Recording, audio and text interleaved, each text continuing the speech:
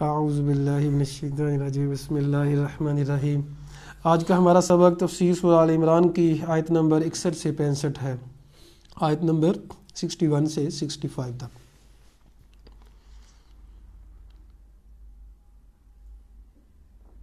ان ھذا، پیچھے سے پڑھنا تھا، اچھا ٹھیک ہے جی۔ فمن حاجک فیہ من بعد ما جاءک من العلم، بات کی جا رہی ہے عیسیٰ علیہ السلام کے بارے میں۔ عیسائیوں کے جو عقیدے عیسیٰ علیہ السلام کے حوالے سے غلط تھے ان کی یہاں نفی کی جا رہی ہے۔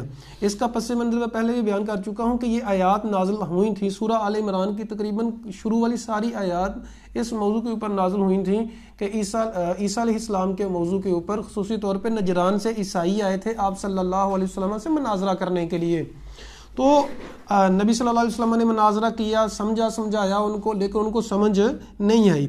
تو اللہ تعالیٰ نے فرمایا فمن حاجک فیہ، تو جو کوئی آپ سے جھگڑا کرے اس کے بعد، من بعد ما جاءک من العلم، علم آ جانے کے بعد، فقل کہہ دیجئے تعالوا ندعو ابنانا، آؤ ہم بلاتے ہیں اپنے بیٹوں کو، تمہارے بیٹوں کو، ونساءنا اور اپنی عورتوں کو، ونساءکم اور تمہاری عورتوں کو، وانفسنا اپنے آپ کو، وانفسکم اور تم کو، ثم نبتہل پھر ہم مباہلہ کرتے ہیں، فنجعل لعنت اللہ علی الکاذبین تو جھوٹوں کے اوپر اللہ کی لعنت کرتے ہیں۔ اس آیت کو آیت مباہلہ بھی کہتے ہیں۔ مباہلہ کیا ہوتا ہے؟ دو گروہ جب اختلاف کرتے ہیں دلائل سے ایک دوسرے کو وہ نہیں کر سکتے مطمئن، دونوں مطمئن نہیں ہوتے دلائل سے، کوئی بحث ہے، کوئی مسئلہ ہے، تو اس میں مباہلہ ہوتا ہے، جھوٹے کے اوپر اللہ کی لعنت ہوتی ہے کہ جو جھوٹا ہے اس کے اوپر اللہ کی لعنت۔ تو جب نبی صلی اللہ علیہ وسلم نے کہا حسن حسین رضی اللہ تعالیٰ عنہ کو، فاطمہ رضی اللہ تعالیٰ عنہ کو، علی رضی اللہ تعالیٰ عنہ کو لے کے آگے، اور بھی صحابہ کرام کی جماعت ساتھ تھی، تو جب لے کے آگے تو ان لوگوں کو کہا آجو مباہلہ کرتے ہیں۔ وہ علماء تھے عیسائیوں کے، ان کو پتا تھا کہ یہ محمد کریم صلی اللہ علیہ وسلم سچے ہیں، اور اگر انہوں نے لعنت کر دی تو ہم نے بھی غرق ہو جانا ہے، ہماری پیچھے آل و اولاد بھی غرق ہو جائے گی، تباہ ہو جائے گی۔ اس لیے پھر انہوں نے معذرت کی، کہا ہم مباہلہ تو نہیں کریں گے، لیکن آپ جو کہتے ہیں ہم مان لیتے ہیں، مطلب اسلام تو قبول نہیں کریں گے لیکن جزیہ دے دیں گے۔ پھر نبی کریم صلی اللہ علیہ وسلم نے ابو عبیدہ بن جراح رضی اللہ تعالیٰ عنہ کو بھیجا نجران کہ ان سے جزیہ وصول کر لیا جائے، لیکن ان سے جہاد نہیں ہوگا، لڑائی نہیں ہوگی ان سے، اور انہوں نے کہا ہم صلح کرتے ہیں، ہمیں ہماری حالت میں رہنے دو، ہمیں ہمارے عقائد کو مت چھیڑو، ہمیں جس طرح ہم کرتے ہیں کرنے دو۔ نبی صلی اللہ علیہ وسلم نے کہا ٹھیک ہے کرو، تمہارا معاملہ اللہ کے ساتھ ہے۔ ان ھذا لہو القصص الحق، یہ سچے قصے ہیں۔ وما من الہ الا اللہ، نہیں ہے کوئی معبود مگر صرف اللہ۔ وان اللہ لہو العزیز الحکیم، بے شک اللہ ہی ہے جو غالب اور حکمت والا ہے۔ فان تولوا، اگر وہ پھر جائیں یعنی وہ اگر نہیں آتے تو فان اللہ علیم بالمفسدین، اللہ فسادیوں کو جانتا ہے۔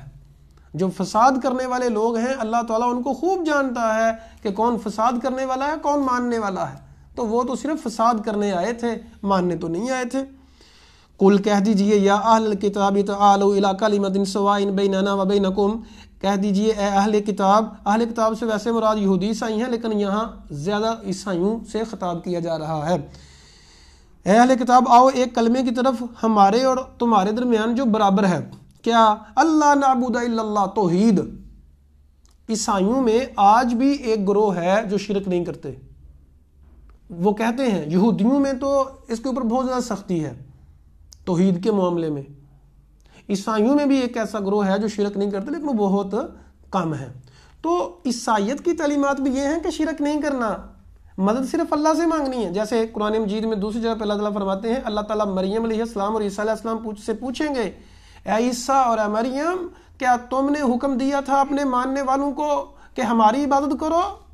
عیسیٰ علیہ السلام کہیں گے، اللہ جب تک ہم ان میں تھے تو تو جانتا ہے جو ہم نے کیا، لیکن جب ہم ان میں سے آگے تو وہ تو اس کے مکلف ہی نہیں۔ انہوں نے بعد میں ہمیں بیٹا کہا، بعد میں شرک کیا، بعد میں ہماری عبادت کرنے کی کوشش کی، لیکن ہم اس کے ذمہ دار نہیں ہیں۔ تو اللہ تعالیٰ سے پھر عیسیٰ علیہ السلام دعا کریں گے، اللہ ان کو تو معاف فرما دے۔ اب اللہ معاف کرے گا نہیں کرے گا یہ اللہ کا معاملہ ہے، اللہ کا اصول یہی ہے، جو شرک کے اوپر مرے گا اللہ تو اسے معاف نہیں کرتے۔ تو عیسائیت کی تعلیمات، یہودیت کی تعلیمات، ایون کہ آپ لوگوں کو پتہ ہونا چاہیے ہندوؤں کی تعلیمات یہ ہے کہ توحید کو اپنائیں، بیسک، جو ان کی بیسک کتابیں ہیں۔ یہ سکھ اور ہندو ہیں، کیا فرق ہوتا ہے پتہ ہے آپ لوگوں کو؟ ہندو جو ہیں وہ قبروں کو پوجتے ہیں، اور بتوں کو پوجتے ہیں، اور جو سکھ ہوتے ہیں وہ کیا کرتے ہیں؟ وہ اس طرح شرک نہیں کرتے، وہ کہتے ہیں توحید کی طرف آؤ۔ ایک سکھ کا لیکچر پڑا ہوا ہے انٹرنیٹ کے اوپر، آپ دیکھیے گا، آپ لکھ لیں توحید لیکچر آف سکھ اباؤٹ توحید، اس طرح کا لکھ لیں، آ جائے گا آپ کے پاس۔ اس نے یقین کیجئے اس نے سارا کہا ہے، اور اس نے مسلمانوں کو للکار کے کہا کہ مسلمانوں تم تو قبروں کو پوجتے ہو اور تم کہتے ہو کہ ہمیں مشرک کہتے ہو۔ بلکہ ڈاکٹر ذاکر نائک سے ایک سکھ نے سوال کیا کہ اگر جو بت ہے وہ کھڑا ہوا ہے اس کو پوجنا تو ہو گیا شرک، اور اس کو اگر لٹا لیا جائے، مطلب اگر قبر بنا لی جائے تو وہ شرک نہیں ہوگا؟ تو ڈاکٹر ذاکر نائک نے پھر کہا کہ آپ لوگ مسلمانوں کو نہ دیکھیں کہ مسلمان کیا کرتے ہیں، بلکہ یہ دیکھیں اسلام کیا ہے۔ تو اسلام مسلمانوں کے رویے کا نام نہیں ہے، اسلام قرآن اور حدیث کا نام ہے۔ تو جتنے بھی مذاہب ہیں ان کی بیسک تعلیمات کیا ہیں؟ توحید۔ تو یہاں یہ آیت توحید بھی ہے، اور ہم آہنگی بین المذاہب کے اوپر یہ بیسک آیت ہے۔ میرا جو ایم فل کا تھیسس ہے ہم آہنگی بین المسالک، اس کے یہ بیس یہ آیت ہے۔ اسی طرح بین المذاہب کی جو ہم آہنگی ہوتی ہے اس میں بھی یہ بیس ہے۔ جب مذاہب کے درمیان اتحاد کی بات کی جا سکتی ہے تو مسالک کے درمیان اتحاد کی بات نہیں کی جا سکتی؟ کیوں نہیں کی جا سکتی؟ کی جا سکتی ہے۔ تو یہاں اللہ تعالیٰ فرماتے ہیں اے اہل کتاب آؤ ایک چیز کی طرف جس کو ہم بھی مانتے ہیں تم بھی مانتے ہیں، تمہاری کتابوں میں بھی لکھا ہوا ہے ہماری کتابوں میں بھی لکھا ہوا ہے، وہ کیا ہے جی؟ توحید۔ تو فَإِن تَوَلَّوْا لَا نَعْبُدَ إِلَّا اللَّهَ، ہم نہ عبادت کریں مگر صرف اللہ کی، وَلَا نُشْرِكَ بِهِ شَيْئًا، ہم شرک نہ کریں، وَلَا يَتَّخِذَ بَعْضُنَا بَعْضًا أَرْبَابًا مِّن دُونِ اللَّهِ، اور ایک دوسرے کو رب نہ بنائیں۔ عزیز سامعین، اسلام اور جتنے بھی ادیان ہیں سب کا ہر ایک کا مقصد ہوتا تھا لوگوں کی بندگی سے نکال کر اللہ کی بندگی میں دینا۔ بعض خواتین خصوصی طور پہ اور عمومی طور پہ مرد اپنی زندگی جو لوگوں کو دے دیتے ہیں، کہتے ہیں میں تیری غلام ہوں یا تیرا غلام ہوں۔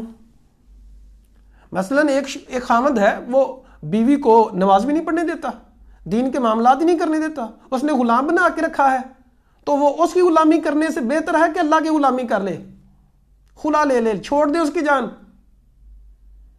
میری بات سمجھیے گا پلیز، جتنے بھی ادیان ہیں ان سب کا مقصد یہ ہے لوگوں کی بندگی سے نکال کر اللہ کی بندگی میں لانا۔ تو لوگوں کی بندگی نہیں کریں، اللہ کا واسطہ لوگوں کی غلامی نہ کریں۔ یہ نوکری کرنا یہ ایک اور چیز ہے۔ نوکری کیا ہوتی ہے کہ آپ کو اختیار ہوتا ہے، اگر کام کرنا کریں، نہیں کرنا نہ کریں۔ غلامی اور چیز ہے، تو غلامی میں نہ رہیں۔ اکثر لوگ کہہ دیتے ہیں عاجزی میں آ کے یہ سمجھتے ہیں کہ ہم اچھے اخلاق کا برتاؤ کر رہے ہیں، جی ہم تو آپ کے غلام ہیں۔ شرم نہیں آتی آپ کو یہ بات کہتے ہوئے؟ کیوں غلام ہیں آپ؟ عمر فاروق رضی اللہ تعالی عنہ کے دور میں ایک واقعہ پیش ہے، کسی نے کسی کا ظلم کیا، عمر فاروق رضی اللہ عنہ نے بڑے غصے سے بولے اور کہا لوگوں کی ماؤں نے لوگوں کو آزاد جنم دیا تھا، تم نے کب سے لوگوں کو غلام بنانا شروع کر دیا ہے؟ تو عدی بن حاتم جب مسلمان ہوئے انہوں نے کہا یا رسول اللہ، عیسائی تھے ہم، تو اپنے علماء کو ایک تو یہاں فرمایا، ایک دوسری جگہ پہ فرمایا اتخذوا احبارهم ورهبانهم اربابا من دون اللہ، عیسائیوں نے اپنے درویشوں کو رب بنایا ہوا ہے، کہتے ہیں کہ ہم تو رب نہیں مانتے۔ کہا کیا جو حلال کرتے ہیں حلال نہیں مانتے، جو حرام کرتے ہیں حرام نہیں مانتے؟ کہا ہاں، کہا یہی رب ماننا ہے۔ آج اگر علماء مولوی حضرات اگر جو چیز حلال کرتے ہیں اس کو حلال سمجھ لیتے ہیں اور جو حرام کرتے ہیں حرام، یہ بھی ان کو رب ماننا ہے۔ تو دوسرا اصول یہ ہے کہ ہم اللہ کے علاوہ کسی کو رب نہ بنائیں۔ فَإِن تَوَلَّوْا اگر وہ پھر جائیں فَقُولُوا اشْهَدُوا تو پھر کہو گواہ ہو جاؤ بِأَنَّا مُسْلِمُونَ ہم تو مسلمان ہیں، یعنی ہم تو ماننے والے، تم نے نہیں ماننا نہ مانو، ہم تو ماننے والے ہیں۔ یا اہل الکتاب، یا اہل کتاب لِمَ تُحَاجُّونَ فِي ابراہیم، ابراہیم کے بارے میں جھگڑا کیوں کرتے ہو؟ وَمَا أُنزِلَتِ التَّوْرَاةُ وَالْإِنجِيلُ اور انجیل اور تورات تو نازل ہی نہیں ہوئی تھی، إِلَّا مِن بَعْدِهِ مگر اس کے بعد، اور یہ تو ان کے بعد میں نازل ہوئی تھیں، تو تم کیوں جھگڑا کرتے ہو؟ یعنی پہلے تو نازل ہوئی نہیں ہوئی تھی کہ وہ تمہارے ہی نبی ہیں، صرف وہ پہلے آئے تھے، یہ بعد میں نازل ہوئی ہیں۔ افلا تعقلون کیا تمہارے اندر عقل نہیں ہے؟ تو یہ کچھ دلائل ہیں۔ اللہ تعالیٰ سے دعا ہے اللہ تعالیٰ ہمیں آنکھیں کھول کے قرآن مجید کو سمجھنے کی توفیق عطا فرمائے اور سمجھنے کی توفیق عطا فرمائے، اور قرآن کے مطابق ہمیں اپنی زندگی کو ڈالنے کی توفیق عطا فرمائے۔ اقول قولی ھذا استغفر اللہ لی ولکم ولسائر المسلمین۔